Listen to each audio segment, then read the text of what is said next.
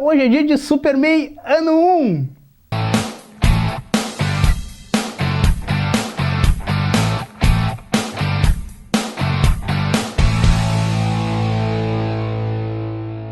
Olá, habitantes do Terra, tudo bem? Aqui é o Luiz Alves Jornaleiro num vídeo de novidades. Chegou essa beleza linda, Superman ano 1, do mestre Frank Miller e do mestre John Romita Jr. Para mim, ambos são mestres, gosto dos dois e curto. Mas a gente sabe que o Frank Miller tem um histórico, né? De quando pega um roteiro, principalmente atualmente, ele dá a reinterpretação dele, por aí vai, e ele já tem um histórico disso. Mas antes de eu entrar e falar um pouquinho sobre o Superman ano 1, né, cara, não existe justiça sem verdade, com o roteiro do mestre Frank Miller e com a arte do mestre John Romita Jr., esse material, para vocês que não sabem, né, que estão chegando agora, querido telespectador, ele vem saindo pelo selo Black Label. O selo Black Label é o novo selo adulto da DC, em que eles aproveitaram não só para lançar materiais adultos, tipo Sandman, né, o Sandman Universe, né, agora o selo também da Vertigo não existe mais, é tudo Black Label, Constantine está sendo sobre esse selo também. Esse material que foi lançado chegou essa semana pra gente. Antes dele, claro, veio um material espetacular, que foi o Batman Amaldiçoado, com um acabamento diferente. Esse aqui tem um acabamento capa dura, né? E o do Superman saiu com um acabamento brochurinha. Não sei porquê, né? Isso é uma discriminação da Panini. Enfim, esse material aqui, acho que vai ser em 3 partes, se não me engano. Estou chutando, não sei, tá? Mas acho que será, porque é a primeira parte, né? Não tem fim, não tem conclusão, vai ter sequência. E o Batman Amaldiçoado, que havia sido lançado uns meses atrás, que também é do selo Black Label, né? Saiu em capa dura com toda a história aqui completa, todo o arco completo. Lá nos Estados Unidos saiu em 3 partes e aqui saiu no encadernado capa dura. Recomendo, por favor, comprem, isso aqui é muito bom, na minha opinião, um clássico moderno. Mas antes de entrar no Superman ano 1, eu quero seguir uma linha de raciocínio, pois vocês estão vendo essa rica pilha que está aqui em cima, que é falar um pouco sobre a questão do reboot, para falar um pouquinho sobre a questão de dar um refresh nos personagens, uma nova roupagem, uma nova reinterpretação. Então eu vou falar um pouquinho sobre a questão das reimpressões. Principalmente na DC, depois de 85, com Crise das Infinitas Terras, que foi, né, a reorganização da editora para dar um refresh nos títulos, para recomeçar os títulos de novo, com Superman, Batman, aquela coisa toda. Isso tem sido basicamente uma cultura quase que obrigatória de reiniciar os personagens para um público novo se adaptar, para não ter que acompanhar toda uma linha cronológica gigantesca de antecedência para poder começar a ler um título. Então essa prática tem sido muito natural, por assim dizer. Alguns fãs se indignam um pouco com isso, porque às vezes a fase está muito boa, né, o artista está muito bom, está tudo funcionando muito bem, pum, a DC reseta, zera de novo e começa uma nova fase com outro roteirista, um outro artista.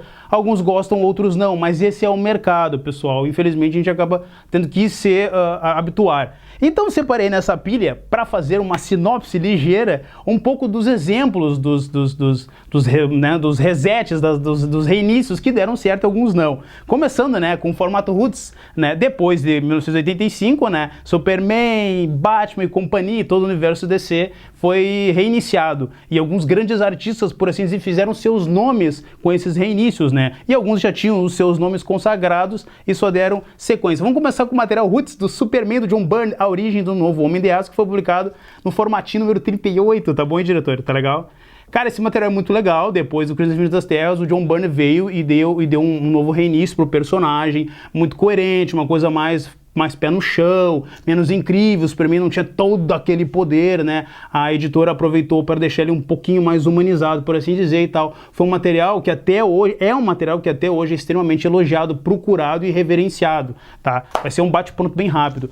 E o mestre Frank Miller, que também, né, o rapaz ao qual nós vamos falar, que também fez uma das obras primas, né, que é considerado por muitos e por mim também a versão da era moderna definitiva do Batman, que foi o Batman 1 em parceria com o David Mazzucchelli, algo que funcionou e funciona muito bem até hoje, é um dos produtos, uma das HQs do Batman, junto com o Cavaleiro das Trevas, mais procuradas pelo público que pesquisa por onde começar e tal. Então foi um reinício muito bom, um reinício muito bom, que veio depois do Crise das Infinitas Terras. Eu pontuei alguns personagens, tá, pessoal? Não vou falar sobre todo o universo DC, isso é muita coisa. Entrando aqui na Mulher Maravilha, Lendas do Universo DC, que foi republicado pela Panini, fez um editoramento muito legal, que é a fase do Jorge Pérez também, cara. Aqui, nessa fase, o Jorge Pérez, ele não só faz a arte, mas trabalha o argumento também, e ele fez uma Mulher Maravilha mais próxima de uma mitologia grega, ele criou toda uma mitologia em volta, né, da mitologia grega para compor a personagem. É um material altamente procurado, é um dos materiais que mais tem referência também, tem uma grande procura exatamente pela qualidade, não só do roteiro, mas do desenho. Já um pouquinho mais avançado na Era Moderna, entrando no Superman também, Superman As Quatro Estações do Jeff Lubb do Tim Sale. Isso aqui é simplesmente uma poesia em quadrinhos, né, que compõe ali a origem do personagem baseado nas quatro estações. Inclusive, se você quiser dar uma procuradinha lá no canal da Terra X, tem o documentário do Superman, a gente fala sobre toda a mitologia do personagem, e eu falo em especial dando uma profundidade um pouco maior para essa história, que é as quatro estações, que é uma história belíssima sobre origem, né, que é um material que também é uma baita porta de entrada e serve para isso. Superman Legado das Estrelas foi um material que também foi, né, cara, um reinício do personagem, foi é um material altamente de qualidade, do Mark Waid, do Leinil Francis Yu, mas ele bebe um pouco na fonte do Superman da Era de Prata e o seriado Smallville e essa história estão meio que interligados por fazer o Clark Kent, o Kal-El e o Luthor serem amigos de infância lá em Smallville, né, cara, na juventude e aquela coisa toda. O final dessa HQ é simplesmente fenomenal. Até então, assim, durante toda a HQ não traz nada de inovador, nada de espetaculoso, nada de novidade, mas o final da HQ é emocionante e arranca lágrimas. Já na Era Moderna, lá por 2000 e pouco, Geoff Johns, Gary Frank e John Siebel fizeram também um dos melhores, assim, uma das melhores releituras do Superman, que foi Superman Origem Secreta. Esse material é muito bom, saiu em 2000 e alguma coisa, agora não me recordo bem, acho que 2008, 2005, nessa faixa mais ou menos. É um grande material, uma baita releitura, tá? Indico, se vocês acharem, tá esgotado esse material. Nós não temos na loja de Terra X Comics, eu trouxe da minha coleção, vou mostrar pra vocês. Grandes Aços Superman, que é simplesmente espetacular, né, cara? Ganhou o Eisner da melhor série na época que saiu do Grant Morrison, do Frank Whiteley. É um grande material também. E esse material aqui, ele não pode, assim, ó, dá pra se dizer que ele não é, digamos, um refresh do personagem. Ele mostra a origem ali, ele basicamente, o Morrison na genialidade dele, em parceria com o Frank Whiteley, basicamente em uma página, ele conta a origem da destruição, a vinda do Kal-El pra cá, aquela coisa toda, mas ele não dá aquele panorama mais aprofundado da descoberta dos poderes, da juventude, não, já entra basicamente numa história em que o Superman, após salvar uma série de tripulantes de uma nave espacial que estava ali fazendo alguns experimentos no espaço, ele fica, né, fortemente, como é que eu posso dizer, os poderes dele se sobrecarregam porque ele chega muito perto do Sol. E aí o corpo dele começa a morrer, a integridade molecular dele começa a morrer e tudo mais. Esse material é simplesmente a fina flor de uma das releituras do personagem. E tem o Superman à Prova de Balas, do Grant Morrison, e uma série de desenhistas, Regs Morales, Jim Lee, Jorge Pérez e por aí vai, que foi uma releitura do personagem que funcionou muito bem, foi muito boa, só que o Morrison fez realmente um Superman bem mais humanizado. Aqui o que ele não fez no Grandes Aços Superman, ele acabou fazendo aqui, dando uma profundidade maior para a juventude do personagem e tal. É um material muito legal, muito bom, vale a pena ler. E para mim, que saiu ano retrasado, nos 80 anos do Superman, Superman Alienígena Americano, que foi, na minha opinião, cara, uma surpresa muito agradável. Esse material não tinha sido publicado no Brasil ainda. A Panini lançou ele já em capa dura, né, cara? São 7 contos, né? Esse material é muito bom, né, cara? O roteirista trabalhou super bem, uma equipe gigantesca de desenhistas. É uma releitura genial do personagem também. E agora entrando, né, na Mulher Maravilha do Grant Morrison e do Yannick Paquette, que também é um baita material bem legal, que foi o Mulher Maravilha Terra 1. Ele também dá um panorama da origem da personagem, mas ele não vai que nem o Pérez muito na mitologia grega. Ele trafega com alguns outros elementos e funciona muito bem. Já chego desse material, mas eu vou agora um pouquinho para Marvel para falar um pouquinho, né, sobre os refreshes da Marvel. Também do mestre, né, Frank Miller e John Romita Jr., Homem Sem Medo, que aqui o Frank Miller ele pegou, né, cara, toda aquela essência básica do que o Stan Lee e o Bill Everett tinham feito pro Demolidor, que era um personagem, não era um escalão muito grande, era um personagem meio série B lá, e aqui o que eles fizeram foi uma releitura espetacular, que inclusive, curiosidade, né, o Frank Miller desenvolveu esse roteiro para que ele fosse para o cinema. Só que nenhum estúdio quis comprar aquela coisa toda, né? Super-herói não estava em alta, não é a febre que é hoje em dia, né? O produto que é hoje em dia, e aí acabou virando o quadrinho. É uma grande releitura e vale a pena porque é um clássico moderno. Demolidor Amarelo também é uma poesia em quadrinhos, né, cara? Saiu recentemente pela Panini em capa dura, né? Do Jeff Lubb, do Tim Sale, é um material excepcional que ele passa em termos de fase anterior ao Demolidor Homem Sem Medo, porque conta, né, na releitura do Jeff Lubb, do Tim Sale, a origem, né, cara, do Demolidor, mas quando ele vestiu o uniforme clássico, que foi criado pelo Bill Everett e pelo Stan Lee, que é o uniforme amarelo. Vale a pena muito. Entrando aqui no Casca Grossa Anti-Herói Justiceiro ano 1, que é um material excepcional e bem pouco conhecido do público, cara. Esse material foi publicado na década de 90, 95, 96 em 2 edições, aqui tá as capinhas, ó. E recentemente a Panini lançou ele em capa dura, que é uma releitura, né, cara, do personagem que foi criado pelo Gary Conner e pelo Ross Andru. É um grande material, assim, uma releitura muito adulta do personagem que serviu de inspiração, inclusive, pro mestre Garth Ennis nas releituras atuais do Justiceiro aí da série Max. E, cara, falando um pouquinho mais de Marvel, para encerrar aqui, o Hulk Cinza também, que foi uma releitura do Jeff Lubb, do Tim Sale também, que dá um panorama muito especial, muito legal pro personagem Hulk na fase clássica, também pelas mãos do mestre Stan Lee, né, cara, falecido. Então são materiais que eu indico. Agora eu vou entrar na coqueluche, vou entrar na parte ruim. O Frank Miller, quando ele pega um material, principalmente materiais novos, assim, recentes, como foi o Superman ano 1, o medo maior do público geral é que o Frank Miller tomasse as liberdades criativas que geralmente ele toma para dar a visão dele particular sobre um personagem. E o Miller é o tipo de cara que ou ele é o gênio que acerta tremendamente, ou ele é o cara que erra feiamente, né? Então, Batman e Robin, grandes astros, Batman e Robin, que saiu aqui no Brasil em 10 edições, e lá nos Estados Unidos, infelizmente, não foi concluído até hoje, o Frank Miller não concluiu. Aí quando ele vai nas convenções, o pessoal pergunta, né, ou não pergunta, porque acho que o pessoal não tem coragem de indagar mais o Miller sobre isso, o Jim Lee põe a culpa nele mesmo, dizendo que ele não finalizou o trabalho e tal, mas a moral é que o Frank Miller entrou num bloqueio criativo e não conseguiu ir adiante e parou na 10ª edição, uma proposta na época, quando foi lançado, se não me engano, em 2005 ou 2008, por favor, né, não deem bola se eu der um lapso de memória, né, infelizmente o HD não é mais o mesmo, mas quando esse material foi publicado, a proposta é que essas edições do Grandes Astros Superman fossem em 2 edições, né, assim como o Grant Morrison fez com Grandes Astros Superman, que saiu basicamente simultâneo com esse material, saiu em 2 edições e foi um espetáculo, né, o Miller não, ele travou na 10ª edição, não sei se a 11ª chegou a ser nos Estados Unidos, acho que não, e bloqueou, cara, e não finalizou. Só que o problema dessa história, e eu julgo ela um coqueluche do Miller pelo seguinte, cara, o Miller ele começou a história com a proposta de basicamente mostrar a origem do Robin, né, do Dick Grayson, o primeiro Robin.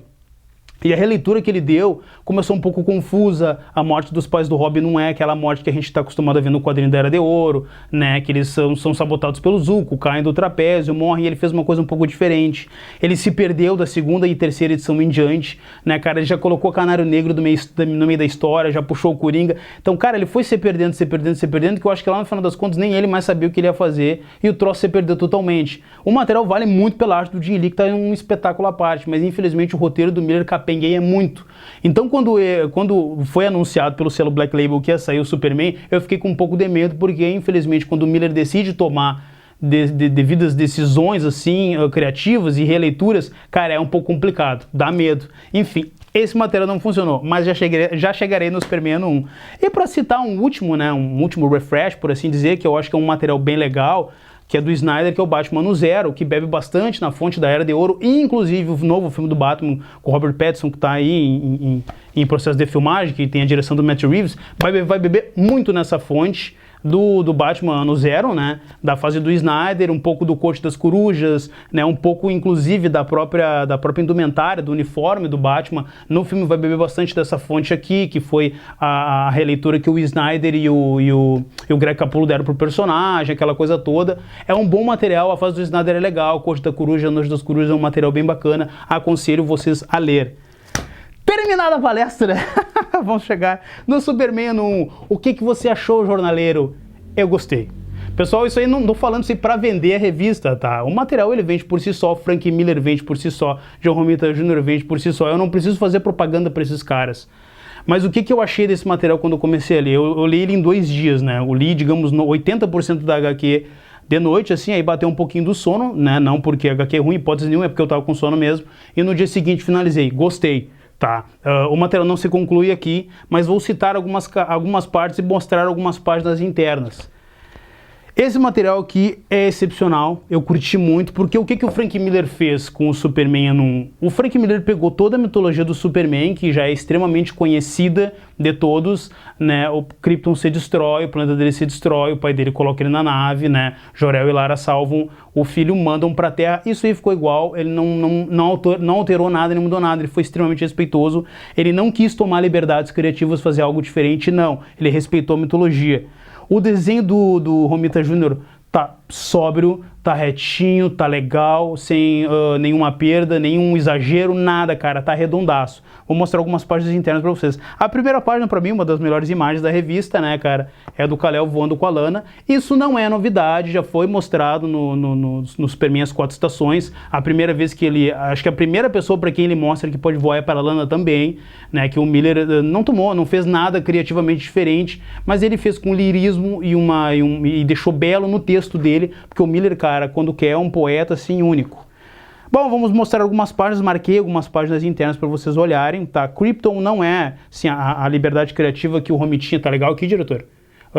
A liberdade criativa que o Romitinha fez para compor Krypton ficou legal, ficou uma coisa bem, arquitetonicamente falando assim, ficou bem retinha, uma coisa bem moderna, o menos é mais, aquela coisa toda.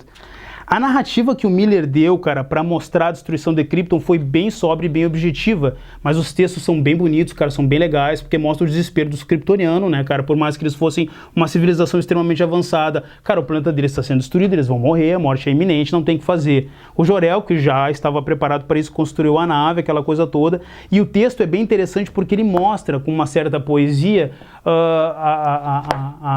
eles colocando o Kal-El na nave, né, cara, a visão que o Kal-El tem deles, que é a visão de uma criança vendo os pais se despedindo dos pais e o mundo deles se destruindo, cara, é bem legal, porque ele fala um pouco da questão da solidão, né, cara, agora eu tô sozinho, meu planeta terminou e tal, é aquela falta de esperança pelo medo da destruição. É bem interessante, cara, que o Romitinha Jr., ele fez umas jogadas de enquadramento da expressão aqui nesse lado aqui, da expressão do Kal-El fitando, né, cara, a nave saindo do planeta sendo que está sendo explodido e indo para o espaço. A viagem dele no espaço não é muito longa, é uma coisa bem resumida, né? Mas é muito belo o desenho, não só o desenho, mas a colorização matou a pau, ficou excelente, né? É bem interessante que mostra ele dormindo, né? Ele dá umas cochiladas, né, no percurso para cá. O Miller não explica quanto tempo levou para chegar, ele não se perdeu, não ficou muito embasado nessas questões técnicas, ele foi bem objetivo mesmo, né? Mostra aquela coisa da criança curiosa olhando para tudo, e é bem interessante que ele tomou liberdade criativa, né? Vou dar spoiler, de que só o Jonathan, né? O Jonathan Kent encontrou, não foi o Jonathan e a Martha, como vem sendo feito nas releituras dos personagens, foi só o Jonathan que encontrou o personagem. O diretor vai tomar spoiler, o diretor não leu, né? Enfim, cara, é bem legal porque tem um lirismo, né, da criança tocando o rosto do pai, então tem aquela coisa paterna, né, cara, o nenê tocando o rosto do pai, aquela coisa toda. Então, cara, o Miller ele dá um enfoque bem paterno para a história e fica muito legal. O primeiro contato dele com a Martha também é lindo, cara, é belo, entendeu? O Miller ele trabalhou toda a veia dele mais poética e mais lírica, né? O que mais eu posso pontuar aqui nessa edição? Cara, é bem legal quando ele começa a manifestar os poderes. Aqui, a princípio, ele manifesta a visão de calor. A Martha dá uma comida um pouquinho mais quente para ele sente, né, cara, o calor da comida, e aí ele, no momento de irritação, ele ativa a visão de calor e taca fogo nas cortinas de casa. Isso é normal, ele não tem o controle sobre o poder dele, por aí vai. Ele começa a descobrir, né, cara, dar grandes saltos, a mesma coisa da mitologia da Era de Ouro, ele já começa a ver que ele tá muito poderoso, já começa a ver que ele tá muito forte, e aqui, quando uma das bolas tá jogando beisebol com o pai dele, a bola vai parar debaixo do caminhão, ele vai arredar o caminhão e derruba. Então aqui é ele, pré-adolescente, descobrindo, né, a força dele um pouco descontrolada e tal. A HQ depois parte para uma coisa que eu achei bem interessante, vou mostrar, que é a questão do bullying na escola, né, cara. O Clark é mais forte do que todo mundo, tem uma força física, aquela coisa toda maior, tem mais habilidades, tem uma audição melhor, uma visão melhor, por aí vai. E os coleguinhas dele sofrem o bullying escolar. O Miller aproveitou essa pegada assim, do bullying escolar para falar um pouco, mostrar um pouco sobre a questão de como o Clark vai reagir ao bullying dos amigos dele, sendo bullyingado por outros amiguinhos na escola, aquela coisa toda. Uso ou não uso meu poder para ajudar eles? Né, ele questiona os pais, pergunta o que fazer e tal. E aqui já aproveitam e mostram o que seria, no caso, o primeiro contato dele com a Lana Lang, que vai ser o primeiro amor dele lá em Smallville, né, cara? E a Lana ajuda ele, basicamente, a resolver esse problema do bullying com os colegas e tal. Ela meio que dá de repórter, fotografa os garotos machucando os outros meninos, e eles, por assim dizer, o Miller dá uma solução inteligente e não usa força. Eles utilizam a reportagem, a verdade e a justiça, que são as fotos, para que os meninos sejam descobertos e aquele bullying termine. E é uma das cenas mais legais é que quando os meninos vão tentar tomar as fotos da Lana, o Clark salva ela e ele mostra para ela pela primeira vez que ele pode voar. Então, cara, a edição é legal, ela é redondinha, ela não tem nada de excepcional. O Miller deu, na verdade, uma homenagem, por assim dizer, a um personagem, né, cara, que merece homenagem, porque é o personagem que deu início à Era de Ouro. Aqui mostra o primeiro beijo do personagem com a Lana, né, e por aí vai. Ele tá passando pela pré-adolescência, descobre os poderes, aquela coisa toda, né, cara? Ele fica naquele impasse, mostra nos poderes, quebra os limites ou não quebra. O pai dele é um grande conselheiro, o pai dele aconselha ele o tempo todo, fala, ó, meu filho, tu veio pra cá por um motivo. Obviamente que nem foi no filme de 78, obviamente não é pra fazer touchdown, não é pra mostrar que tu pode, não é pra ser maravilhoso, é pra te ajudar o mundo. Aqui é quando ele decide, né? Ele toma a decisão de que vai ingressar na Marinha. É bem interessante essa jogada do Miller fazer ele entrar na carreira militar, porque ele usou isso aí basicamente como uma ferramenta para que o personagem, por assim dizer, viaje o mundo, conheça o mundo. E ele diz que quer começar a conhecer o mundo pelo oceano, pelo mar. Cara, achei isso muito legal, porque de repente tem um encontro dele com o Aquaman ou não, vamos torcer, né, vamos ver. Se é uma história só do Superman, provavelmente não. Aqui, né, cara, ele mostra basicamente a extensão dos poderes dele, já a quilômetros de distância, indo pra Marinha, ele enxerga a quilômetros de distância um bilhete da Lana dizendo eu te amo. Então a revista, cara, ela é uma revista comum, uma revista legal, e ela mostra basicamente a essência do personagem de uma forma legal. E aqui o desenho do Frank Miller, do que seria, né, um desenho, uma capa alternativa do mestre Frank Miller, né, cara, do que seria a edição norte-americana. Pessoal, o material é bom? Eu recomendo? Óbvio que recomendo, é Superman, cara, entendeu? A gente tem que ter respeito pelo personagem, porque ele é um personagem que faz parte da história das histórias em quadrinhos. E é bem interessante desse material aqui e desse roteiro respeitoso do Miller, que é em parte um pouco a forma que o Miller encontrou como é que eu posso dizer, para pedir desculpa pro Superman. Para quem não sabe, no Cavaleiro das Trevas, clássico de 86, o Miller ele deu uma visão pro Superman que ele, em convenções, meio que julgou depois de um tempo um pouco injusta, né? Na visão do Miller, mais política na época, ele mostrava o Batman como o símbolo da anarquia e o Superman como o símbolo da democracia, que trabalhava a favor do governo. Então ele colocou o personagem num nível assim, tipo, pau mandado do governo total. E aqui não, acho que aqui ele dá, Acho não, tenho quase certeza que ele dá aquela homenagem respeitosa pro personagem que ele realmente merece. O vídeo ficou longo, mas era para ficar mesmo, é para explicar para vocês não só a importância do material, mas a importância, né, cara, dos refreshes dos personagens para um público novo que vai ter um primeiro contato com eles sem ter que acompanhar uma mitologia gigantesca de produtos. Eu sou o Luiz Abel Jornaleiro, se inscrevam no nosso canal, né, tocou o sininho, um vídeo novo chegando pra vocês, né, procurem, nós temos esses materiais, procurem, nós também temos esses materiais, tá bom? Se inscreve no canal, nos acompanha na TV Santa Maria e quando tocar o sininho, um vídeo novo pra vocês, tá? Abraçando o Jornaleiro, até mais. Pra explicar o porquê que as editoras, tanto Marvel quanto DC, mais a DC, acho que recentemente, nos últimos anos, pô, que é isso? A loja fecha meio-dia, entendeu?